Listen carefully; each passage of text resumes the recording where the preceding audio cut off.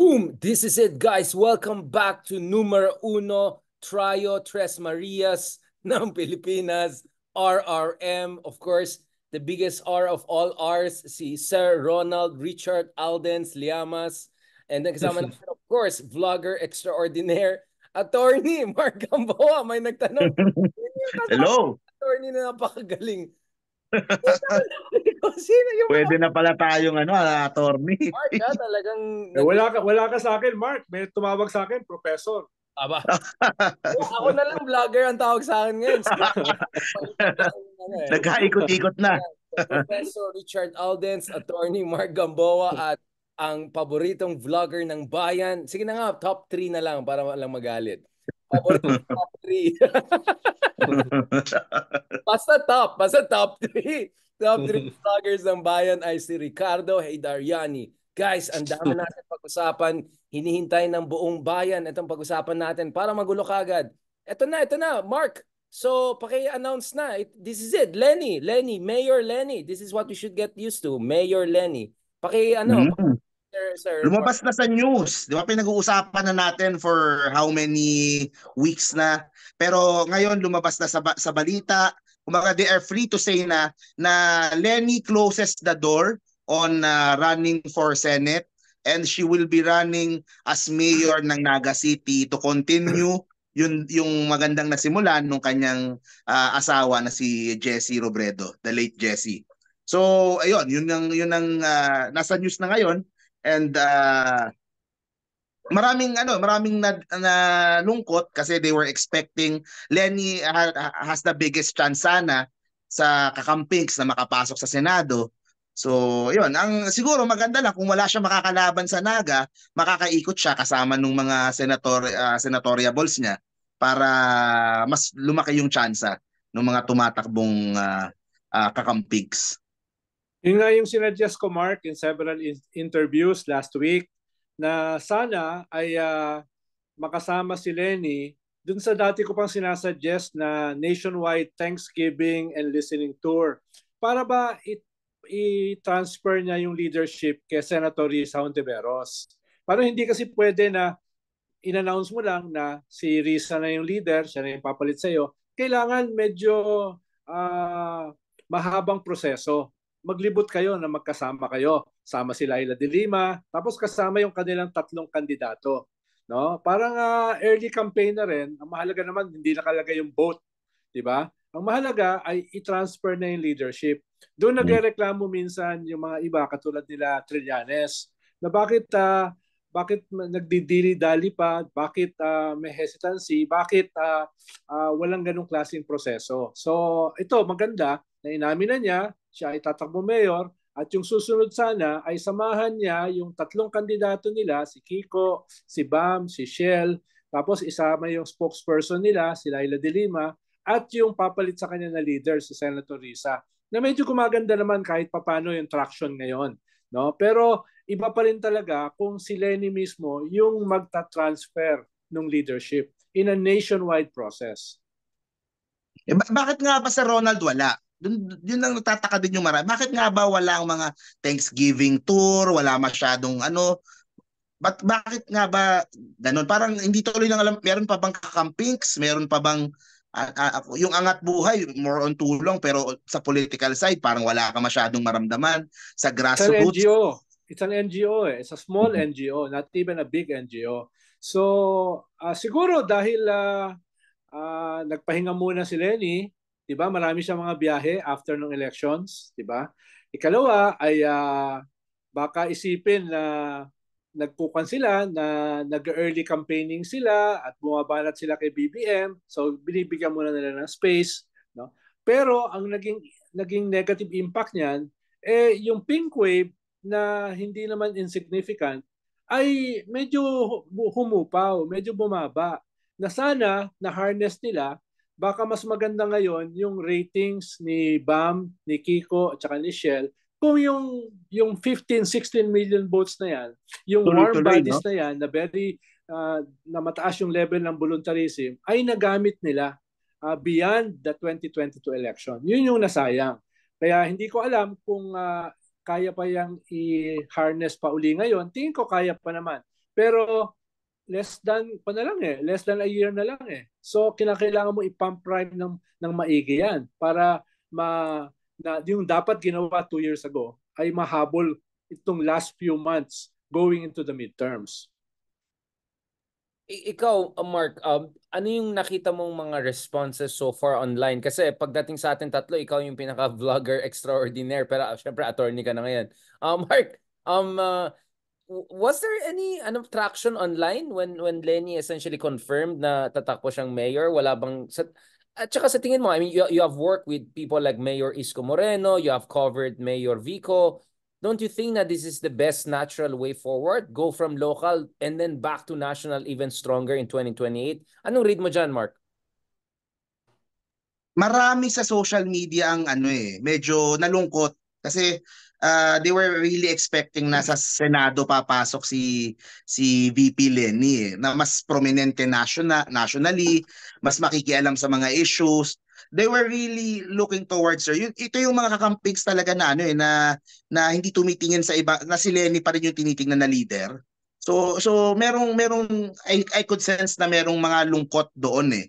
Pero ako kasi personally, I think this is the best way to moving forward for Lenny eh.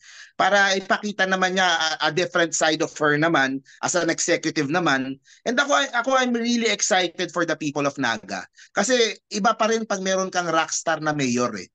Imagine all the celebrities, all the big companies, lahat ng mahahatak ni Lenny na tutulong sa kanya na to make Naga a model city of kung ano yung gusto niyang gawin sa Pilipinas, she could make turn Naga to a model city, and ang daming tutulong sa kanya, and ang makikinabang niyan yung mga taga Naga. And ako syempre coming sa experience kay Isko, nakita ko na kahit on a local scale pwedeng maging umingay nationally eh. Pwedeng maging viral nationally, lalo na yung mga best practices at yung mga magagandang mga gagawing mga proyekto. So, kumaga, ang maganda, this insulates her from sa mga national na issues. Hindi niya kailangang pakialaman lahat, mga West Philippine Sea, she doesn't have to react to every single issue na nangyayari. She could just focus on growing Naga, to improving the lives of yung mga kababayan niya sa Naga. Come 2028 o 2034, if she does a good job sa Naga, that could be her springboard kung if ever she wants to, or if ever nandoon pa yung suporta ng mga tao or kung ano man. So ako it's the best it's the best move eh. Yung iba sinasabi naman governor ng Kamsur, ang hirap talaga yung Villafuerte, mahirap talagang banggain din. So mas sigurado yung sa Naga. Meron ding iba DepEd secretary, pero hindi ko din sure kasi that would mean parang poetic justice if ever. Poetic justice. Pero syempre that would mean na magiging under siya kay BBM. So hindi ko din sure kung paano magiging epekto nun sa niya. So yun yung mga I think itong becoming Naga mayor is the best way moving forward. And ang sinasabi ko nga sa vlog ko kanina din is sana she could lead yung hindi naman lead pero yung she could be one of the leaders ng kakamping movement na coming from Naga. Para she could lead from there. 'Di ba? Kung hindi man siya, or kung hindi man kung siya pa rin man, or kung maipasa niya, she could lead from Naga. Yun naman yung tingin ko doon. Center of gravity. Nung nagkita kami, yes, nung nagkita kami after the election doon sa house ni Ambassador Ibo, Swiss Ambassador, nag-dinner kami. Yun yung sinabi niya. That was sometime June, no? Sabi niya, ang kanyang decision talaga ay tumakbo sa Naga dahil yun yung request ni Jesse Robredo. So ang talagang dominant reason sa kanyang pagtakbo sa Naga ay si Jesse. Sabi niya, yun yung huling habilin sa kanya ni Jesse. O paulit-ulit na sinasabi, huwag kalimutan yung Naga. Huwag kalimutan yung Naga. At ikalawa, sabi nga ni Mark, yung dictum na all politics is local, napatunayan this past decade or so. Dahil dito na sumulpot yung isang Binay dito sa Makati. Dito sumulpot yung isang Digong, no? Dito sumulpot yung isang Vico Soto. dito sumulpot yung isang Isko Moreno. Kaya ngayon nakikita na yung local can build the building block for national projection and national engagement and even national victory. No? Yun yung nakikita natin at this point. Kaya tama yung sabi ni Mark na kung maganda yung performance niya sa Naga, in the future, hindi pa naman matanda si Lenny, ay pwede yung kung sakaling magpasya siya or wala nang iba na magiging alternative, ay pwede siyang mag-aspire for a higher position again. No? Again. Pwede at the time, baka may sapat na edad na si Vico Soto, makatandem pa niya. No? Isang bata, ibang henerasyon, tapos siya. So maraming possibilities eh. Hindi exclusive, hindi mutually exclusive yung pagtakbo sa Naga sa prospect ng national election in the future. Ronald and Mark, I want to ask you actually, maganda rin yung mga tanong mga kameta natin, especially sa TikTok also. Yung mga, they say also all politics is personal. So it's about trademark, it's about branding, tatak, sabi nung isang kasama natin sa TikTok ngayon. Mark and Ronald, in terms of personal branding, ano yun, hindi naman pwede na Jesse Robredo replication lang. Hindi pwede na ulitin lang niya yung ginawa niya bago siya tumakbo sa vice president. What should be new and what should be the continuity factor if she's gonna re-enter politics again, considering everything that has happened in the past for her? Ikaw muna, Mark. I mean, does she need rebranding? And then ano yung mga do's and don'ts sa tingin mo? And then I'll talk to Ronald because I want to put it also in the context of Riza as supposed leader of the opposition. Ano yung mga do's and don'ts also for Lenny? Again, of course, we see the logic bakit it makes sense to run as a mayor, but it brings its own complications, right? So pag-usapan natin ng potential complications or fault lines and tricky navigation routes. Pagdating sa branding, of course, we still remember yung chinelas na style ni Jesse Robredo noon. Pero nationally, syempre ang matunog pa rin yung kakampink na branding eh. So parang magiging, I could imagine Naga turning pink eh. Parang isa sa magiging home base ng kakampink yung Naga. Parang yung mga kakampinks doon sila magpipilgrimage. Doon sila parang ganun ko na-imagine yung in terms of branding. So she could reinforce her branding from there. Tapos yung mga plano niya nationally, pwede niyang gawin mga on a local level, ganun muna niya i-start para ipakita na ito yung proof of concept ng mga gusto kong gawin sana nationally na pwede nating gawin in the future kung tataas ako ng pwesto. Yun, ang hindi ko lang talaga sure is if yung kakamping ba kaya bang ipasa to Riza or yung transferability. Yung transfer. Is that talagang si Lenny lang ba talaga yan? Tapos susuporta na lang sila kay Riza kung si Riza na yung will be the one. Yun ang medyo hindi ko pa matansya din eh. Kung are the kakampinks willing na to have a different leader kung nandyan pa si Lenny, kung hindi pa retired si Lenny.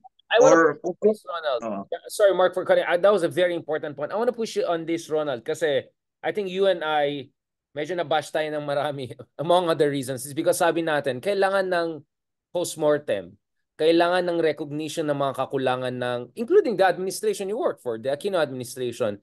Hindi ba ang risk dito is magsasilo ka that you're gonna sing to the choir? I mean, malamang sa Naga, there's not gonna be much criticism of Lenny. It's gonna be re-celebration of the Lenny brand, the pink brand. Don't you think that this will over-insulate her from the kind of redemptive, reflective, post-mortem na siguro kailangan ng buong opposition, considering that Lenny has a high profile? I want to also add the second element here. How can Lenny be Lenny but no more with national positioning? Like purely Mayor Lenny, which is weird, di ba? Considering she was the vice president. And kasi, di ba, Mark, dami nagbabash kay Vico, galing sa Dilaw or even Pink, na sinasabi si Vico ay masyadong parokyal. Yun ang sinasabi. Si Vico walang paki sa bansa yan. Paki lang niya yung constituency niya. Obviously, I understand why. But di ba, Ronald, that could be the problem also for Lenny, di ba? Kung she avoids national issues and she's still Lenny Robredo, baka medyo weird ang lalabas. I mean, how do you see her navigating that or potential challenges and traps there? Una, walang Pink kung wala yung Dilaw. So, ibig sabihin, nagsimula rin yung pink doon sa yellow ni Pinoy, no? At nagdagdag siya ng kanyang bagong brand. So it's not purely a pink brand eh. Without the yellow, wala namang magiging pink. Kaya nga ang tawag pink lawan eh. 'Di ba? Dahil doon naman nagsimula sa dilaw, no? At binago niya yung color, pinasa niya yung kanyang distinct brand. Ganon din siguro kung ipapasa niya yan kay Risa. It will be a continuity of yellow, pink, and whatever brand yung gagawin ni Risa. So hindi naman pwede na you just start totally fresh na walang ganong klaseng continuity. So kung ipapasa yan kay Risa, ay tatahakin pa rin ni Risa yung yellow legacy, yung pink legacy, and something her own. No? Kung sakali mangyayari yan. So hindi sila mutually exclusive sa isa't isa. You cannot stick to the yellow brand. You cannot stick to the pink brand. You also have to put your own brand na ihahalo dun sa kulay na yan. Pero, hindi mo rin pwedeng itabi yung yellow at saka pink. Dahil yun din yung pinanggagalingan ng iyong base. Yun din ang pinanggagalingan ng iyong ethos. No? Yun din ang pinanggagalingan. Kaya, ang pwedeng gawin ni Leni in the future, kung halimbawa mag-aspire siya for a higher position after testing out being a mayor, ay nakita natin yung unraveling ng mga dynasties. Nag-unravel yung Binay, nag-unravel yung Duterte, nagsisimula mag-unravel, at sa ngayon walang next episode na ito. At sa ngayon, walang tumatayong alternative na Marcos. No? Si Sandro ay masyado pang bata at hindi pa tested. So ang nakikita ngayon dito in the interregnum, no, ay pwede mong sabihin, tama na muna yung mga dynasties. No? Ang batayan naman natin ngayon ay merits. Ang batayan naman natin ngayon ay platform. Of course, hindi sapat yan. Kailangan meron kang brand. For lack of a better example, parang ipatulpo mo. Pero lagyan mo ng substance. Lagyan mo ng substance, lagyan mo ng platform, lagyan mo ng vision, lagyan mo ng principles. No?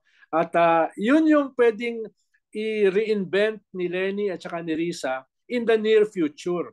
Na subukan naman natin yung iba. Subukan naman natin yung merong plataforma.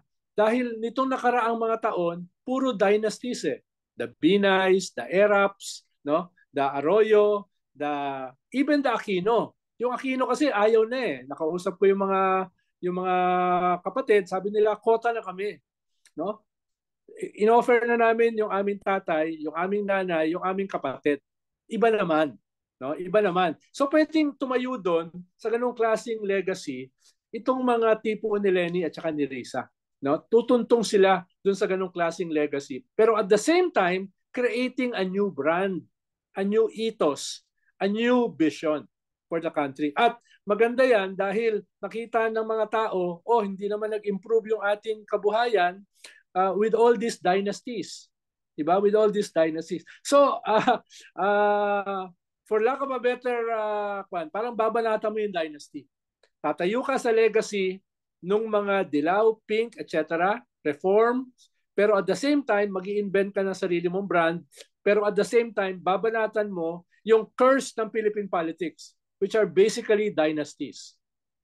Yeah, I think this is a perfect segue because I want to talk about Riza more as much as we're talking about Leni, because this could create an awkward situation whereby Leni will rebuild a momentum for potential run in 2020. I'm not saying yun ang plano niya, but I won't be surprised if Leni does very good, which I am very confident she'll do quite good in Naga. That could be the setup, or at least that could be a basis for her supporters to push her to run for 2028. And that could create some awkward situation for Riza Hontiveros. Or maybe not. Pag-usapan natin yan in the next episode. So don't worry, pag-usapan din natin si Sara All. But let's talk about opposition leaders also para hindi na sabihin na nag-apply tayo sa Malacanang. Maraming salamat, Attorney Mark Gamboa at Richard Alden Liamas. You're so New York. Professor. El Profesor. Hindi lang Professor. El Profesor Ronaldina Liamaso. Thank you very much, gentlemen.